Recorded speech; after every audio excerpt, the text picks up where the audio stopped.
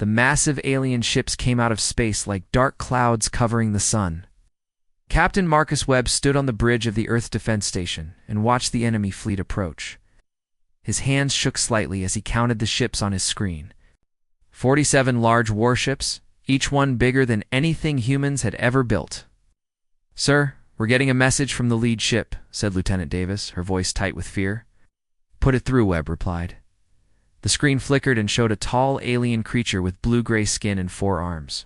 Its eyes were large and black, and when it spoke, its voice sounded like metal scraping against stone. "I am Admiral Kethros of the Valdorian Empire. Your species has been judged primitive and unworthy of independence. You have 72 hours to evacuate your planet Earth. After that time, we will begin orbital bombardment. Any ships that resist will be destroyed. This is your only warning." The screen went dark. The bridge fell silent, except for the quiet hum of computers and the sound of people breathing too fast. Webb pressed a button on his chair. "Get me Admiral Chen immediately." Admiral Sarah Chen was in her office deep inside Luna Station when the call came through. She had been expecting this day for 15 years. Ever since the first alien probe had been detected entering the solar system. The probe had crashed on Mars, and the technology inside had changed everything for humanity. "Admiral, the Valdorians are here." Webb's voice crackled through the speakers. 47 ships. They want us to evacuate Earth in 3 days." Chen closed her eyes for a moment. "Understood, Captain. Begin evacuation procedures immediately. Make it look real. Get as many civilian ships moving as possible." "Yes, ma'am." "But Admiral, we can't possibly evacuate 4 billion people in 3 days, I know, Marcus. Just make it look like we're trying. I'll contact the Council." Chen cut the connection and opened a secure channel to Earth. The Terran Defense Council had been preparing for this moment since the day they had reverse-engineered the crashed alien technology. Now it was time to see if their plan would work. President Martinez appeared on her screen. His face looked tired and worried, but his voice was steady. "Sarah, how long do we have?" 72 hours, sir. Valdorians think we're primitive. They expect us to either run or die." "Good." "That's exactly what we wanted them to think. Are you ready?" Chen nodded. "Project Leviathan has been ready for 6 months. All 17 sections are in position. The assembly crews are standing by. Then let's show these aliens what humans can really do." Across the solar system, Earth's military began what looked like a desperate retreat. Ships loaded with civilians launched from every spaceport on Earth. Military vessels pulled back toward Mars, appearing to take defensive positions around the Red Planet. To any alien watching, it looked exactly like what they expected from a scared, primitive species. But hidden among the fleeing ships, coded messages flew between Earth's secret installations. On the far side of Luna, massive doors opened in what looked like mining facilities. Inside the asteroid belt, structures that appeared to be simple communication relays began moving toward Earth, near Jupiter. What enemy sensors showed as hydrogen processing plants started their engines. The Valdorian fleet held position at the edge of the solar system, watching with satisfaction as the humans ran. Admiral Kethros stood on his command deck and smiled with all 4 of his mouths. This was going exactly like the conquest of 17 other worlds. The primitive species always acted the same way when faced with the Empire's power. "Cued." "Admiral," said his intelligence officer, "we're detecting large energy readings from the human planet." Kethros waved one of his hands dismissively. "They're probably trying to power their evacuation ships. These creatures always panic when they see real military power." "Sir, the energy levels are quite high. Perhaps we should investigate." "What?" "Let them waste their power on useless gestures. In 3 days, it won't matter what they do." On Earth, Admiral Chen watched the status reports coming in from across the solar system. Everything was proceeding perfectly. The aliens were so confident in their superiority that they weren't even bothering to scan properly. Their arrogance would be their downfall. She opened a channel to Captain Elena Rodriguez, who was aboard what the aliens thought was just another civilian manufacturing platform. "Elena, how are we looking?" Rodriguez smiled from her hidden command center. The structure around her looked like a simple metal processing facility from the outside. But inside, it was the command bridge of humanity's greatest secret. "All sections report ready, Admiral." We can begin final assembly on your command. Good. Remember, we only get one chance at this. The moment we start putting the pieces together, they'll know what we're really capable of. We won't let you down, ma'am. Chen turned to look out the window of her office at the Earth hanging in the black of space.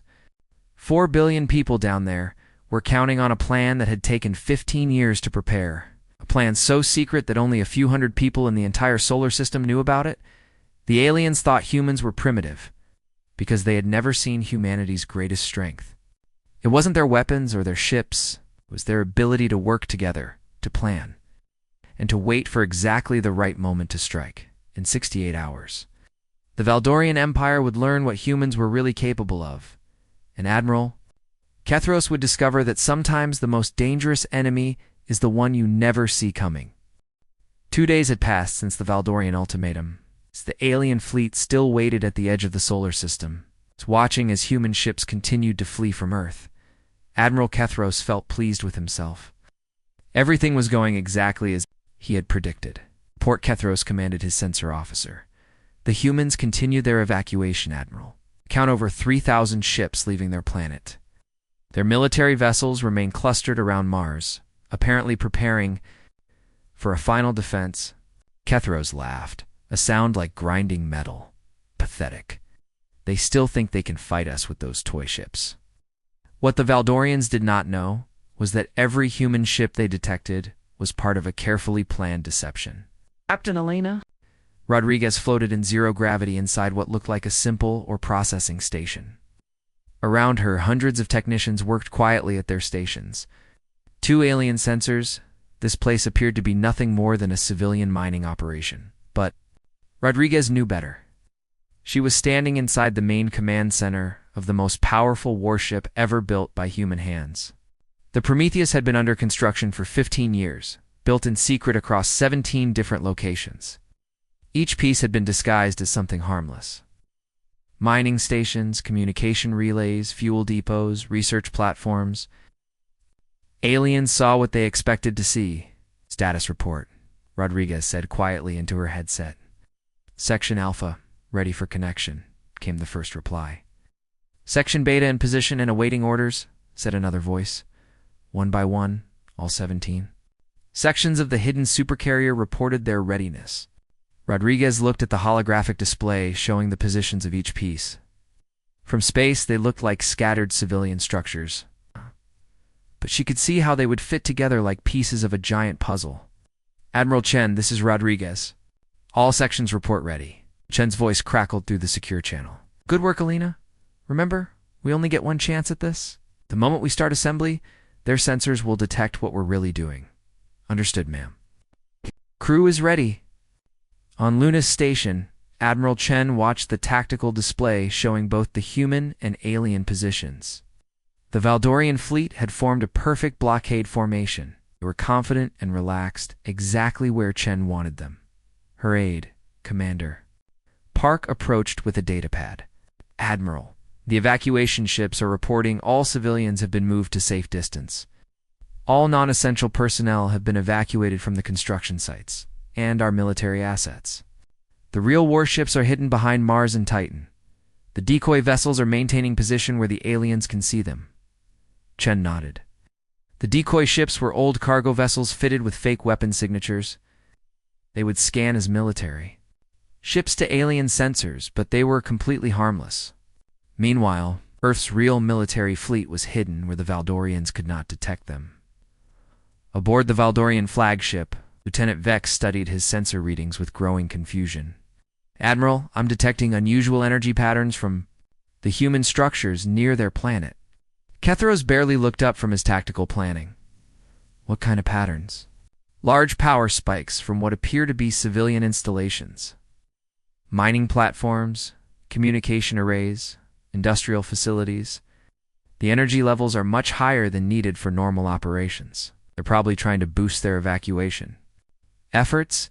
Desperate creatures often do foolish things. But sir, the power levels are enormous. Some of these readings suggest military-grade energy generation. Kethros finally turned to look at his lieutenant. His forearms gestured dismissively. Vex, you worry too much.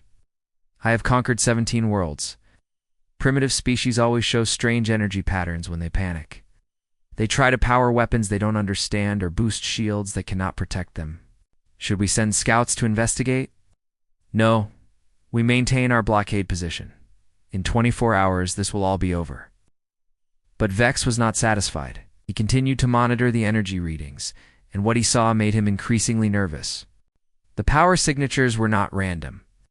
They seemed coordinated, as if multiple installations were preparing for something at exactly the same time.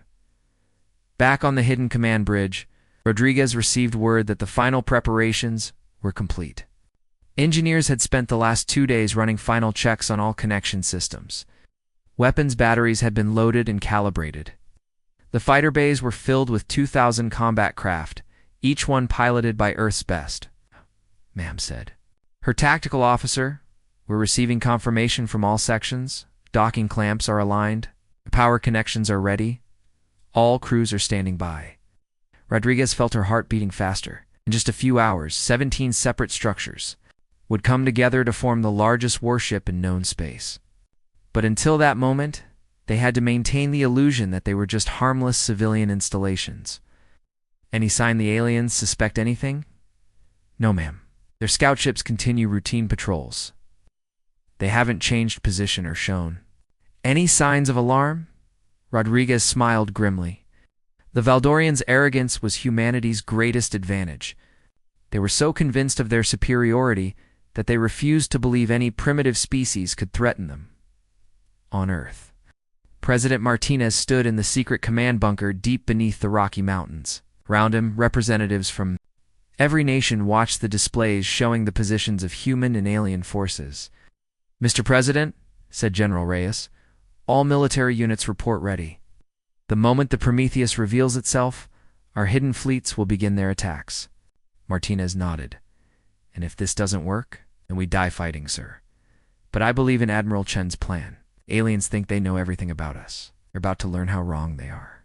High above Earth, the 17 sections of humanity's secret weapon continued their slow dance through space. To watching aliens, they looked like panicked civilians trying to escape.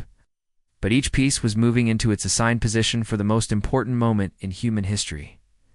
In 18 hours, the Valdorian Empire would discover that sometimes the greatest threats come from those you least expect. The countdown timer on Admiral Chen's screen showed exactly 47 seconds remaining. The Valdorian ultimatum would expire in less than 1 minute, and Admiral Cathros was already moving his fleet into bombardment position. Across the solar system, 17 pieces of humanity's greatest secret weapon waited for the final command. All sections report ready, said Commander Park, his voice steady despite the tension in the air. Chen looked at the tactical display. One last time, as the alien fleet was perfectly positioned, confident and arrogant. They had no idea what was about to happen. She opened a channel to Captain Rodriguez aboard the hidden command center. Alina, initiate final assembly sequence on my mark. Ready, Admiral? Chen watched the timer count down. 30 seconds. 20, 10, 5, 4, 3, 2, 1. Execute. Rodriguez pressed the activation button. Across thousands of kilometers of space, 17 separate structures suddenly came alive. Hidden thruster arrays fired in perfect coordination. What had appeared to be scattered civilian installations began moving toward each other at incredible speed. Section Alpha, beginning approach, reported the first connection team. Section Beta, moving to position, came another voice. On the Valdorian flagship, alarm bells started ringing. Lieutenant Vex stared at his sensors in shock. Admiral, human structures are moving. They're coming together. Yes. Rushed to the sensor station. What he saw made his four mouths drop open in surprise. The mining platforms, communication, arrays, and industrial facilities were flying through space like pieces of a puzzle coming together. What are they doing? Cathros demanded. I don't know, sir. But the energy readings are off the scale. Whatever this is, it's massive. The first two sections of the Prometheus connected with a metallic clang that echoed through both structures.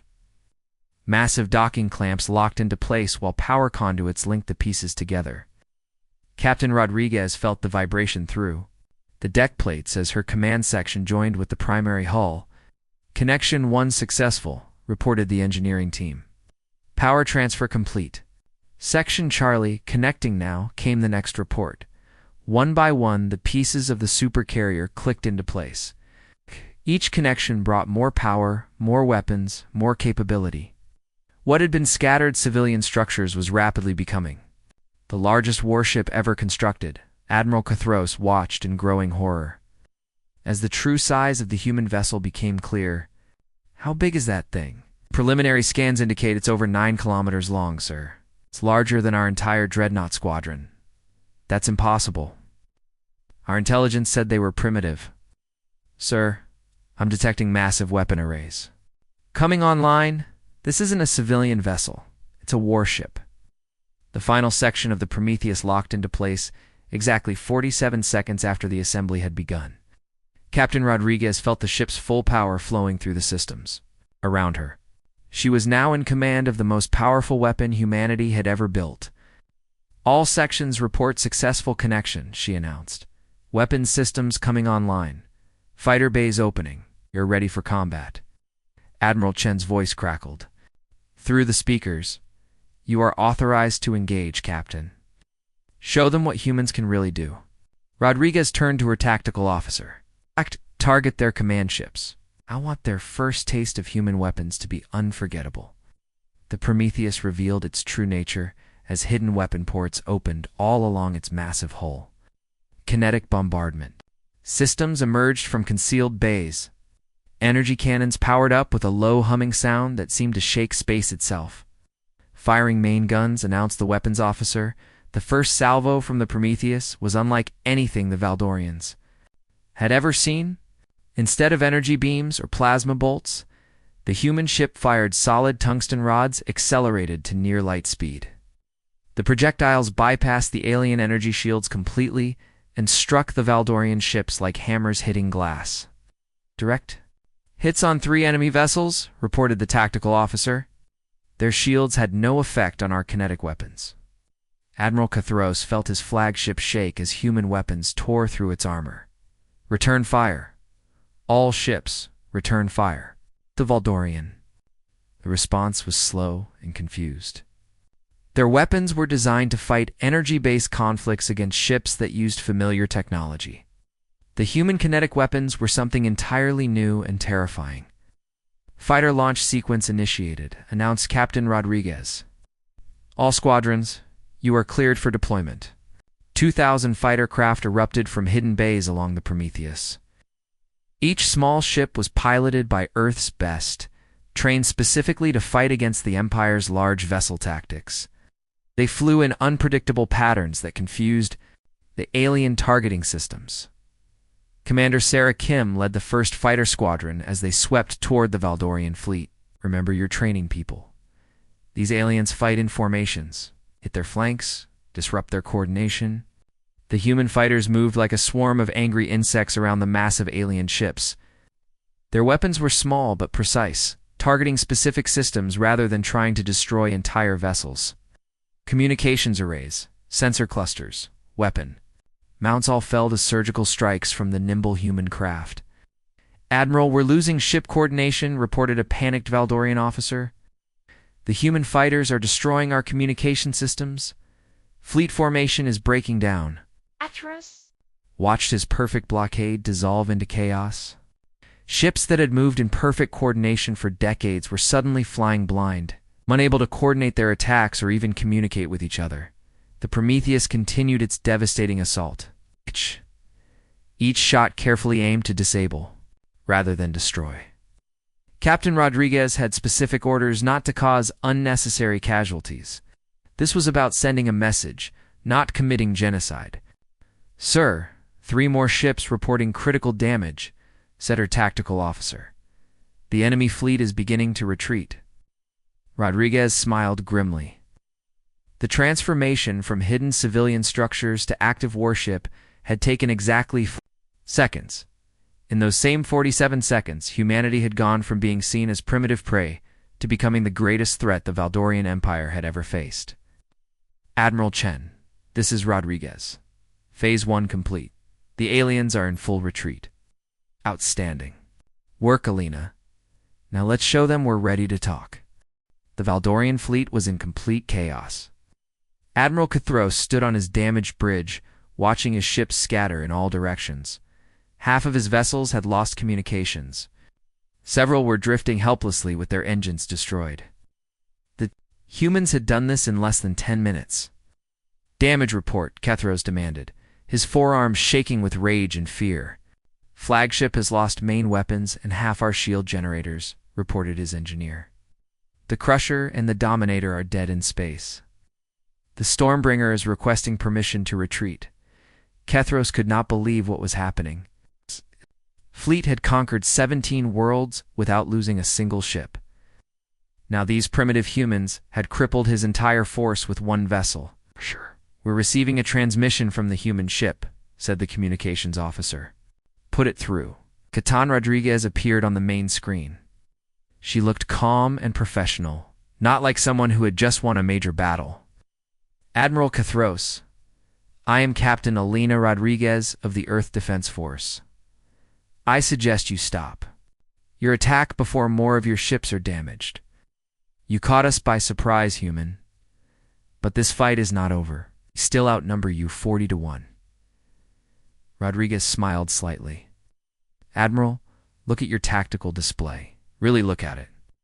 Cathros turned to his sensor officer. What is she talking about? The officer's voice was barely a whisper. Sir, I'm detecting more ships. Large ships. They're coming out of hiding near Jupiter, Saturn, and Mars. On the display, new contacts appeared one by one. Massive vessels that had been hidden behind planets and moons were now moving into the open. Each one was nearly as large as the Prometheus. The humans had not built one supercarrier. They had built an entire fleet of them. Impossible, Cathros breathed. Oh. Many ships do you have? Enough, Rodriguez replied. Admiral, your empire has made a serious mistake. You assumed we were weak because we did not show you our strength. That was poor intelligence on your part. Commander Sarah Kim's fighter squadron continued to harass the retreating Valdorian ships. Her orders were specific: damage their engines and weapons, but avoid destroying the ships completely. The humans wanted the aliens alive to spread the word about what had happened here. Blue leader to all squadrons, Kim announced over the radio. Focus on their engine nacelles. We want them crippled, not dead. The human fighters moved with precision that amazed even their own pilots. Years of training against simulated alien tactics were paying off. The Valdorian ships were built for intimidation and overwhelming firepower. But they were slow and predictable in battle. Fighter pilot Jake Morrison dove his small craft between two massive alien vessels. His weapons, targeting their communication arrays. These guys fight like they're in a parade, he said to his wingman. All formation, no flexibility. That's why we're winning, replied his partner. They never learned to adapt. On Luna Station, Admiral Chen watched the battle with satisfaction. The plan was working perfectly. The aliens were learning that humanity was not the easy target they had expected. But more importantly, they were learning it without massive casualties on either side. Admiral, we're receiving surrender requests from 12 Valdorian vessels, reported Commander Park. Accept their surrenders. Of our ships, escort them to the designated holding area near Mars. Treat the crews well. We want them to go home with a story to tell. The real shock for Admiral Cathros came when his intelligence officer made another discovery. Sir, I'm detecting human ships throughout the galaxy, not just in this system. Our long-range sensors are picking up similar vessels near 3 of our recently conquered worlds. Cathros felt his legs give out beneath him. He collapsed into his command chair. They're everywhere? It appears so, sir. The humans have been building these ships for years while we thought they were primitive. This entire species has been preparing for war while pretending to be helpless. The truth was even more impressive than the Valdorian officer realized. Humanity had not just built a secret fleet. They had spent 15 years studying every piece of alien technology they could find. Crashed ships, abandoned equipment, even debris from space battles, all of it had been collected and analyzed. The tungsten rod weapons that had so easily penetrated Valdorian shields were based on human kinetic theory combined with alien power systems. The fighter craft used human reflexes and creativity with alien materials and engines. Even the massive supercarriers combined human engineering with advanced alien construction techniques. Captain Rodriguez opened a channel to all Valdorian ships. "Attention, Valdorian fleet. This is your final warning. Withdraw from human space immediately or face complete destruction. You have 10 minutes to begin your retreat." Admiral Cathros knew he had no choice. His fleet was broken, his ships were damaged, and more human vessels were arriving every minute. Worse, he was beginning to understand that this entire encounter had been planned. The humans had let him come here. They had wanted him to attack so they could demonstrate their real capabilities. "All ships, begin withdrawal," he ordered reluctantly. "Set course for the edge of the system." As the Valdorian fleet limped away from Earth, human fighters continued to escort them, making sure they left without causing any more damage. But the psychological damage to the Empire was already complete. Word of the defeat would spread quickly through their territory. President Martinez emerged from the command bunker to address the world. In his speech, he revealed the truth about Project Leviathan and the secret fleet that had protected Earth. But he also announced something else that would change the galaxy forever. "Today, humanity has proven we will not be conquered or intimidated, but we are not conquerors ourselves. We offer peace to all species, including the Valdorian Empire. We ask only for respect and the right to exist freely among the stars." Message was broadcast throughout the galaxy using captured Valdorian communication systems. Within hours, every species under the Empire's control would know that the supposedly invincible Valdorians had been defeated by a species they had dismissed as primitive. On the bridge of the Prometheus, Captain Rodriguez watched the alien fleet disappear into deep space. The 47 seconds that had revealed humanity's true strength had changed everything. The Empire would never again underestimate any species they encountered. 3 months after the battle at Earth, the Sol Station bustled with activity unlike anything the galaxy had ever seen. Ships from dozens of different species filled the space around the new diplomatic facility. Representatives from across the galaxy had come to witness something that had never happened before. The Valdorian Empire asking for peace. Admiral Chen stood in the main observation deck of the station, watching as yet another delegation arrived. The Zephyrian bird people had sent their finest diplomats. The rock-like granite collective had dispatched their elder speakers. Even species that had been conquered by the Empire decades ago were sending representatives. "Admiral the Valdorian Imperial transport is requesting permission to dock," announced Lieutenant Commander Torres. Chen nodded. "Grant permission. And make sure their security detail understands our rules. No weapons, no threatening behavior, and they follow our escort protocols." The arrival of Emperor Valdris himself had shocked the entire galaxy. For 300 years, no Valdorian emperor had ever left their homeworld to negotiate with anyone. The fact that he was coming to Earth space showed just how much the balance of power had changed. Captain Rodriguez walked up beside Chen at the observation window. She had been promoted to admiral after the battle, but she still preferred to be called captain. Hard to believe, isn't it? 3 months ago, they wanted to destroy us. Now they're here begging for terms. "The intelligence reports from across their territory tell the story," Chen replied. 17 worlds have declared independence since. Word of our victory spread. Their vassal species are refusing to pay tribute. The Empire is falling apart. The truth was even more dramatic than Chen indicated. A defeat at Earth had shattered the myth of Valdorian invincibility. Species that had been terrorized by the Empire for centuries suddenly realized their oppressors could be beaten. Rebellion had spread like wildfire across Imperial space. On the planet Kepler-44b, the Aquatic Federation had declared their independence and destroyed the Valdorian garrison. The silicon-based miners of the asteroid fields had stopped all tribute payments and armed themselves with human-designed weapons. Even the Valdorians' oldest allies were reconsidering their loyalty. President Martinez entered the observation deck with his diplomatic team. He looked tired but satisfied. The negotiations had been going on for 2 weeks, and they were finally reaching an agreement. "How are our guests behaving?" Martinez asked. "Better than expected," Chen replied. "Your emperor seems genuinely interested in finding a peaceful solution. I think the rebellion reports have really scared them." The negotiations had not been easy.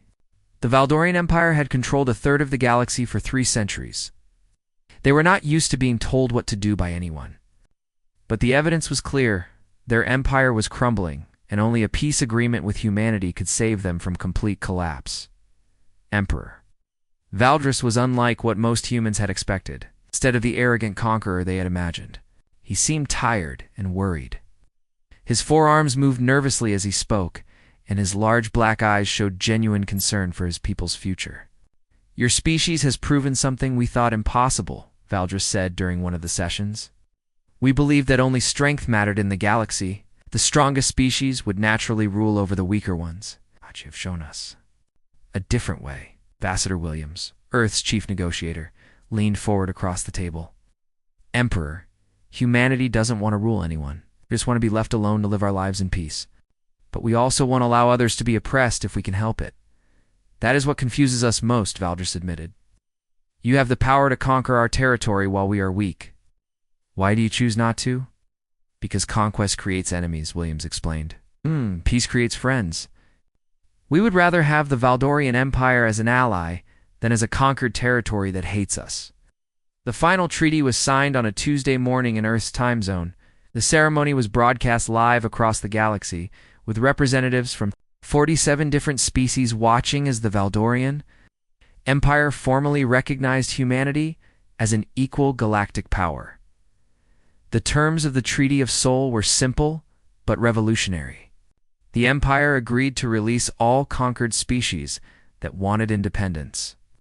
They would pay reparations to worlds they had damaged. Most importantly, they would establish formal diplomatic relations with humanity and work together to maintain peace in the galaxy. In return, humanity agreed not to attack Imperial territory and to help defend the Empire against any species that might try to take advantage of their weakened state. It was a generous offer that surprised everyone, especially the Voldorians. "Why would you protect us after we tried to destroy you?" Emperor Valdris asked Admiral Chen during the signing ceremony. "Because peace is better than war," Chen replied. "Your people made a mistake, but that doesn't mean they deserve to be destroyed. Everyone deserves a chance to learn and grow." "Das!" Months later, Captain Rodriguez stood on the bridge of the Prometheus as it patrolled the border between human and Imperial space. The galaxy had changed dramatically since that day when 17 pieces came together in 47 seconds.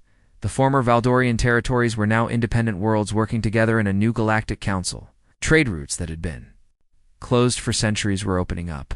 Species that had never been allowed to develop their own technology were creating amazing new inventions. "Captain, we're receiving a message from the Zephyrian trading fleet," announced the communications officer. "They're thanking us again for our protection during their journey through former Imperial space." Rodriguez smiled. The galaxy was finally becoming what humanity had always hoped it could be, a place where different species could work together. Instead of fighting each other, the 47 seconds that had changed everything were now remembered throughout the galaxy as the moment when a new age began. An age where strength was measured not by the ability to conquer, but by the willingness to protect those who could not protect themselves. Humanity had won more than a military victory. They had won the respect of the galaxy and shown that there was a better way for civilizations to interact. The hidden Supercarrier had been revealed, but the real surprise was what humanity chose to do with their power once they had it.